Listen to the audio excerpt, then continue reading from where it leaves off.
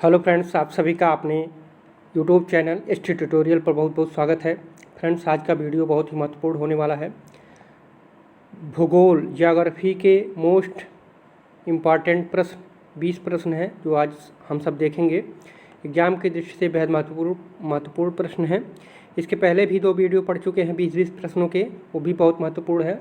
उसको जा करके आप लोग प्ले स्टोर में देख सकते हैं। तो चलिए प्रश्न की ओर बढ़ते हैं। पहला प्रश्न है, 2 ग्रह जिनके उपग्रह नहीं हैं वे कौन हैं? ये बहुत ही साधारण प्रश्न है, सभी लोग जानते होंगे। फिर भी आप लोग कमेंट में बताएं कि कौन सा ऑप्शन सही हो जाएगा। तो ऑप्शन नंबर ए है पृथ्वी एवं बृहस्पति। ऑप्शन नंबर बी है बुध एवं शुक्र। ऑप्शन नंबर सी है बुध एवं शनि। ऑप्शन नंबर डी है शुक्र एवं मंगल। तो कौन सा उत्तर सही हो जाएगा? तो सही उत्तर हो जाएगा आपका ऑप्शन नंबर बी। ठीक है, बुध एवं शुक्र के कोई उपग्रह नहीं है। ठीक है, और अगर ये प्रश्न पूछा जाए कि सबसे ज़्यादा उपग्रह किसके हैं, तो सबसे ज़्यादा उपग्रह किसके हैं? शनि के हैं। ठीक है, शनि के सबसे ज़्यादा उपग्रह हैं। 56 से 56 से ज़्यादा उपग्रह शनि के हैं। और पृथ्वी की मात्र एक उपग्रह है, आप सभी जानते होंगे, चंद्रमा है। ठीक है, अगले प्रश्न की ओर बढ़ते हैं।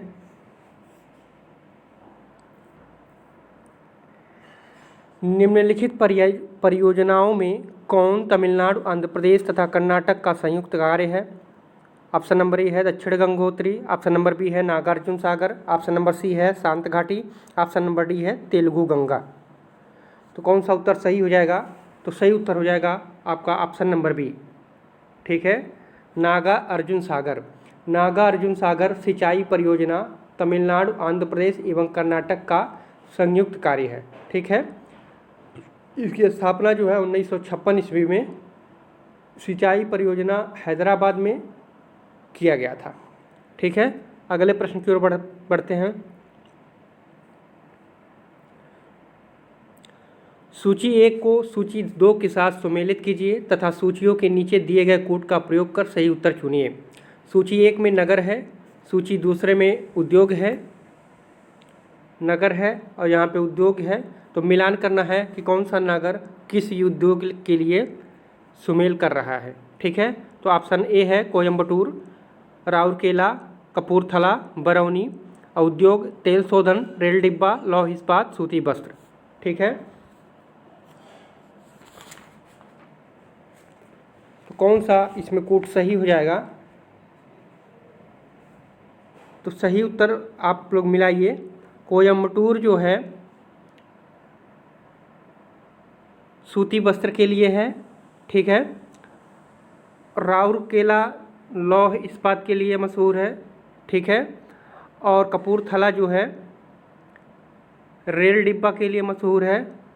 बरौनी जो है तेल शोधन के लिए मशहूर है। ठीक है, तो कौन सा उत्तर यहाँ मिल रहा है? ए में 4, बी में 3, सी में 2 और डी में 1। ठीक है, तो ऑप्शन नंबर ए सही हो जाएगा। बहुत ही महत्वपूर्ण प्रश्न है जो यूपीएससी में हर बार तकरीबन पूछे जाने वाले प्रश्न हैं, उन्हीं का कलेक्शन है। आप लोग इन सभी प्रश्नों को जो है ध्यान से देखिएगा। ठीक है, अगले प्रश्न की ओर बढ़ते हैं।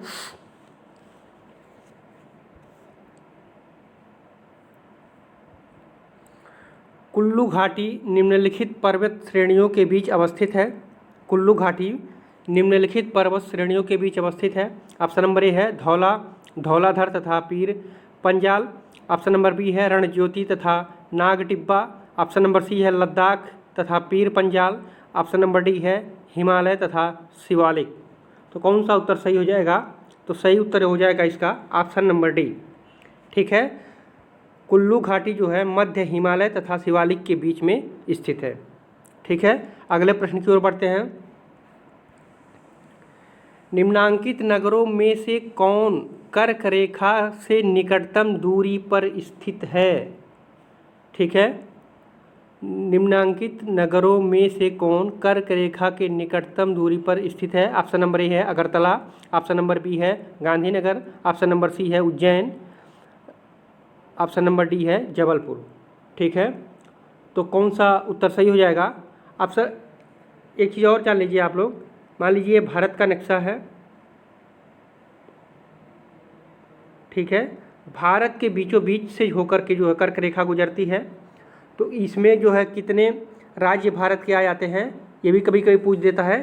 तो कर्क रेखा भारत के 8 राज्यों से होकर गुजरती है, ठीक है, 8 राज्यों से होकर गुजरती है। कौन कौन से राज्य हैं? तो गुजरात, राजस्थान, मध्य प्रदेश, छत्तीसगढ़, झारखंड, पश्चिम बंगाल, त्रिपुरा और मिजोरम, इन्हीं 8 राज्यों से होकर के जो है कर्क रेखा गुजरती है, ठीक है। तो इसमें पूछा है सबसे निकटतम दूरी पर स्थित कौन सा शहर है, कौन सा नगर है, तो कौन सा उत्तर सही हो जाएगा? तो सही उत्तर हो जाएगा option number C, Jabalpur. Jabalpur जो एमपी में स्थित है, ठीक है, तो सही उत्तर हो जाएगा ये। और कभी कभी ये पूछ देता है कि कर्क रेखा किस नगर के बीचों बीच से होके जाती है, तब वहाँ पे जो है उज्जैन हो जाएगा, ठीक है, तब वहाँ पे जो है उज्जैन हो जाएगा। और निकटतम दूरी पूछे तो जबलपुर हो जाएगा, ठीक है। अगले प्रश्न की ओर बढ़ते हैं। निम्नांकित युग्मों में से कौन सा सुमेलित नहीं है, ठीक है, कौन सा सुमेलित नहीं है? कोटा चंबल नदी पे, भुवनेश्वर महानदी पे, जबलपुर नर्मदा नदी पे, सूरत ताप्ती नदी पे, तो कौन सा इसमें से ऑप्शन सुमेलित नहीं है? तो सही उत्तर हो जाएगा option number B, Bhubaneswar Mahanadi पे। भुवनेश्वर जो है महानदी के तट पर कटक शहर स्थित है, न कि भुवनेश्वर, ठीक है, महानदी के तट पर जो है कटक स्थित है, भुवनेश्वर जो है महानदी पर स्थित नहीं है, ठीक है। तो ये कहाँ हो जाएगा? कटक हो जाएगा, कटक जो है महानदी पे स्थित है। अगले प्रश्न की ओर बढ़ते हैं। इंदिरा गांधी नहर का उद्गम स्थल है गांधी सागर बांध, ऑप्शन नंबर बी है भाखड़ा बांध, ऑप्शन नंबर सी है Harike barrage, option number D है गोविंद बल्लभ सागर, तो कौन सा आंसर सही हो जाएगा? तो सही उत्तर हो जाएगा option number C, Harike barrage, ठीक है। इंदिरा नहर का उद्गम स्थल सतलज एवं ब्यास नदियों के संगम पर स्थित हरिके बराज से जो है इसका उद्गम स्थल है, ठीक है। ये सतलज एवं ब्यास नदियों की जहाँ संगम होती है, सतलज नदी और ये ब्यास नदी का जो ये संगम होता है, इसी संगम से हरिके बराज नामक स्थल है, वहीं से जो है इंदिरा गांधी नहर का उद्भव होता है, ठीक है। अगले प्रश्न की ओर बढ़ते हैं। बृहत ज्वार आता है, बृहत ज्वार कब आता है? जब सूर्य तथा चंद्रमा एक सीधी रेखा में होते हैं, ऑप्शन नंबर बी है जब सूर्य तथा चंद्रमा समकोण बनाते हैं, ऑप्शन नंबर सी है जब तेज हवा चल रही हो, ऑप्शन नंबर डी है जब रात बहुत ठंडी हो, ठीक है। तो कौन सा उत्तर सही हो जाएगा? एक चीज़ आप जान लीजिए, मान लीजिए ये सूर्य है, ठीक है, ये सूर्य है और ये चंद्रमा है, ठीक है, और ये पृथ्वी है, अर्थ पृथ्वी है।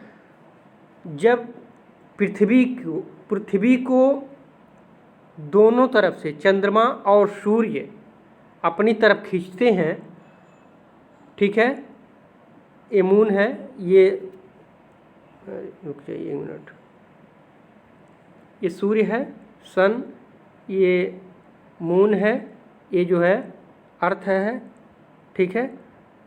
तो जब सूर्य और चंद्रमा पृथ्वी को अपनी ओर आकर्षित करने की कोशिश करते हैं तो पृथ्वी का शेप जो है ऐसे बढ़ने लगता है। तो इस स्थिति में जब सूर्य, चंद्रमा और पृथ्वी एक तीनों सीधी रेखा में रहते हैं, ठीक है, एक तीनों सीधी रेखा में रहते हैं, तब वहाँ पे जो है बृहत ज्वार उत्पन्न होता है, ठीक है। जब तीनों एक सीध में होते हैं तब जो है बृहत ज्वार उत्पन्न होता है। तो कौन सा आंसर सही हो जाएगा? तो ऑप्शन नंबर ए सही हो जाएगा। कौन सा सही हो जाएगा? ऑप्शन नंबर ए सही हो जाएगा। और एक प्रश्न और देख लीजिए, जब पृथ्वी ठीक है और चंद्रमा और सूर्य एक समकोण बनाते हैं, ठीक है, जैसा कि ऑप्शन नंबर बी में कहा गया है, जब एक समकोण बनाते हैं तो इसको जो है लघु ज्वार कहा जाता है। कौन सा जो ज्वार, इसको लघु ज्वार कहा जाता है। और जब एक सीध में होते हैं तब जो है वो बृहद ज्वार होता है। ठीक है, अगले प्रश्न की ओर बढ़ते हैं।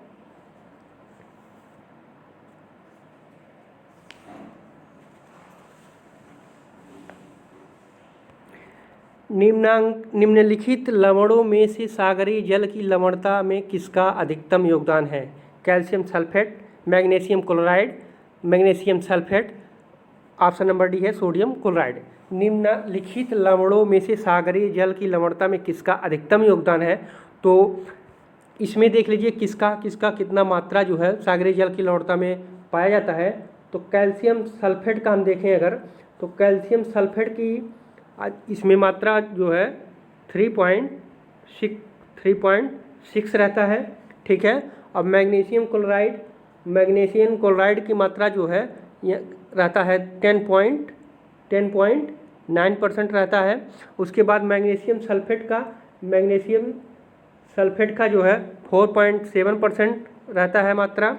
उसके बाद जो है सोडियम क्लोराइड का 77.8% रहता है।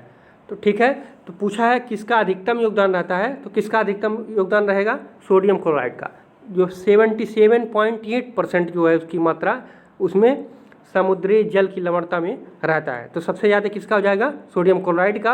और इसी में से सबसे कम पूछ दिया जाए तो कैल्शियम सल्फेट का जो 3.6% का होता है। ठीक है, अगले प्रश्न की ओर बढ़ते हैं। लैटेराइट मिट्टियों का प्राधान्य है। ऑप्शन नंबर ए है मालाबार तटीय प्रदेश में, ऑप्शन बी कोरोमंडल तटीय प्रदेश में, ऑप्शन नंबर सी बुंदेलखंड में, ऑप्शन नंबर डी बघेलखंड में। तो कौन सा उत्तर सही हो जाएगा? सही हो जाएगा आपका मालाबार तटीय प्रदेश में, ऑप्शन नंबर ए मालाबार तटीय प्रदेश में। ठीक है, आर्द्र और शुष्क मौसम में क्रमिक परिवर्तन के कारण निक्षालन की प्रक्रिया कर्नाटक, केरल, तमिलनाडु, महाराष्ट्र, मध्य प्रदेश तथा उड़ीसा एवं असम के पहाड़ी क्षेत्रों में क्रियाशील होती है, जिससे जो है वहाँ लेटराइट मिट्टियों का प्राधान्य सब जो है सबसे ज़्यादा होता है। ठीक है, अगले प्रश्न की ओर बढ़ते हैं। निम्न में से कौन सा देशांतर प्रधान यामोत्तर के साथ मिलकर ग्लोब पर बृहत वृत्त का निर्माण करता है? तो कौन सा उत्तर सही हो जाएगा? ऑप्शन नंबर ए है 0 डिग्री, ऑप्शन नंबर बी है 90 डिग्री पूर्व, ऑप्शन नंबर सी है 90 डिग्री पश्चिम, ऑप्शन नंबर डी है 180 डिग्री। ठीक है, ये बहुत ही इम्पॉर्टेंट प्रश्न है, कई बार पूछा जा चुका है हर एग्जाम में। ठीक है, इसको जरूर देखिएगा अच्छे से। तो कौन सा उत्तर सही हो जाएगा? तो सही उत्तर हो जाएगा आपका ऑप्शन नंबर डी 180 अंश जो है देशांतर प्रधान यामोत्तर के साथ मिलकर जो है ग्लोब पर बृहत वृत्त का जो है निर्माण करता है।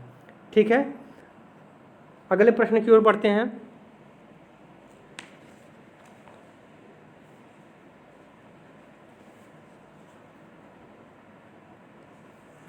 निम्न में से क्या सुमेलित नहीं है?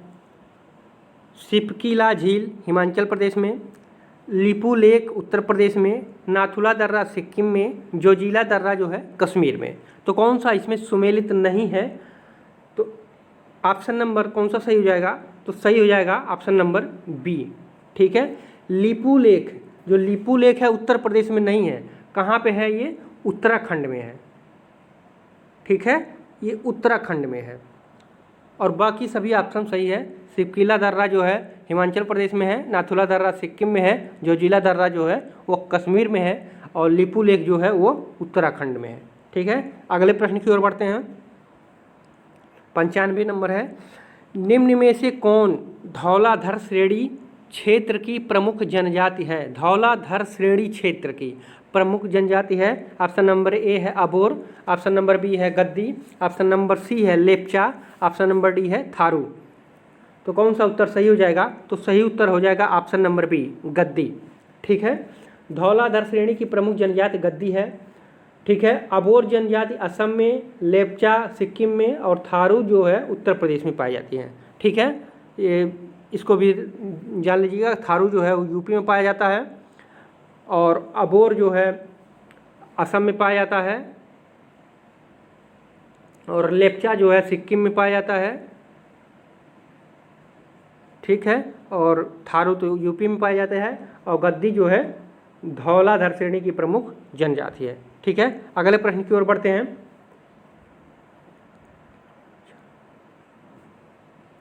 निम्नलिखित में से कौन राज्य भारत में अभ्रक का सबसे प्रमुख उत्पादक है? ऑप्शन नंबर ए है झारखंड, ऑप्शन नंबर बी है कर्नाटक, ऑप्शन नंबर सी है राजस्थान, ऑप्शन नंबर डी है मध्य प्रदेश। तो कौन सा उत्तर सही हो जाएगा? तो सही उत्तर हो जाएगा आपका ऑप्शन नंबर ए, झारखंड जो है अभ्रक के लिए भारत का सबसे प्रमुख राज्य है। अगला प्रश्न देखते हैं, प्रश्न नंबर 97। नेपा नगर जिस उद्योग के लिए जाना जाता है वह है सीमेंट के लिए, उर्वरक के लिए, हथकरघा के लिए, अखबारी कागज़ के लिए। तो कौन सा उत्तर सही हो जाएगा? तो सही हो जाएगा ऑप्शन नंबर डी, अखबारी कागज़ के लिए नेपा नगर सबसे प्रसिद्ध है। 1955 ईस्वी में नेपा नगर मध्य प्रदेश में स्थित है। कहाँ पे है? ये मध्य प्रदेश में स्थित है। मध्य प्रदेश में नेपा नगर में भारत का पहला अखबारी कागज़ निर्माण कारखाना जो है स्थापित किया गया था। ठीक है, कब स्थापित किया गया था? 1955 में जो है इसकी स्थापना की गई थी अखबारी कागज़ के कारखाना का। ठीक है, यहाँ से 2-3 प्रश्न बनते हैं, इसको जो है अच्छे से देख लीजिएगा। अगले प्रश्न की ओर बढ़ते हैं। सूची 1 को सूची 2 के साथ सुमेलित कीजिए तथा नीचे दिए गए कोड का प्रयोग करके सही उत्तर चुनिए। वन है, पहला सूची में वन प्रकार है और दूसरा सूची में प्रदेश है। कौन सा वन किस प्रदेश में पाया जाता है?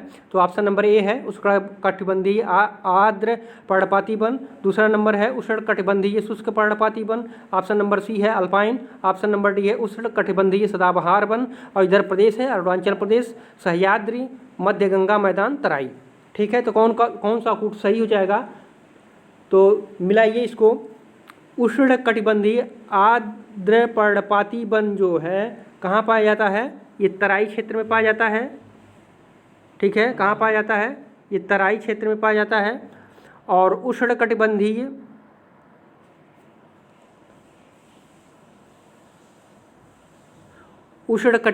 शुष्क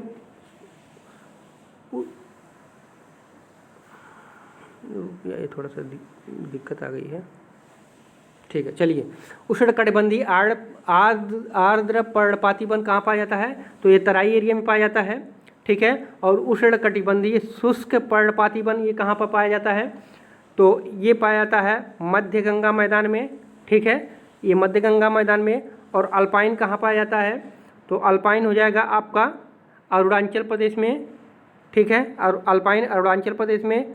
और उष्णकटिबंधीय सहाद वन कहाँ पाया जाता है? सह्याद्री में पाया जाता है। तो ठीक है, कौन सा कोड सही हो रहा है इसमें? तो सही उत्तर हो जा रहा है आपका ऑप्शन नंबर ए। ठीक है, अगले प्रश्न की ओर बढ़ते हैं। बरमूडा त्रिभुज अवस्थित है। ऑप्शन नंबर ए है पश्चिमी उत्तरी अटलांटिक महासागर में, पूर्वी दक्षिणी अटलांटिक महासागर में, उत्तरी प्रशांत महासागर में, दक्षिणी प्रशांत महासागर में।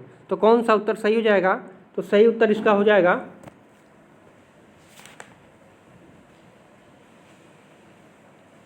ऑप्शन नंबर ए, पश्चिमी उत्तरी अटलांटिक सागर में जो है बरमूडा त्रिभुज अवस्थित है। ठीक है, अगले प्रश्न की ओर बढ़ते हैं।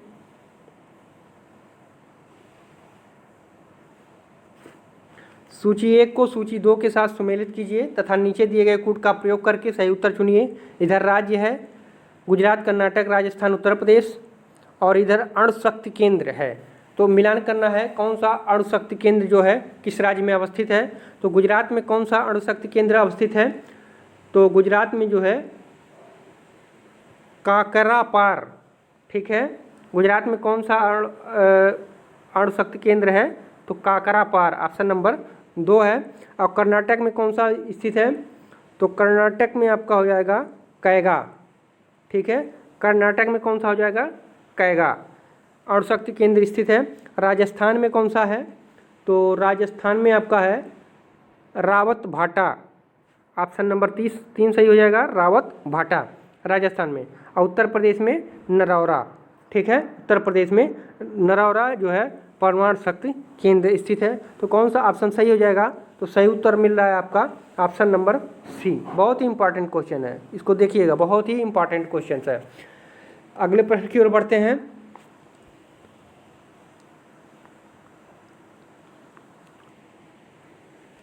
कोशाधारी वन नहीं पाए जाते हैं, नहीं पाए जाते हैं बोल रहा है।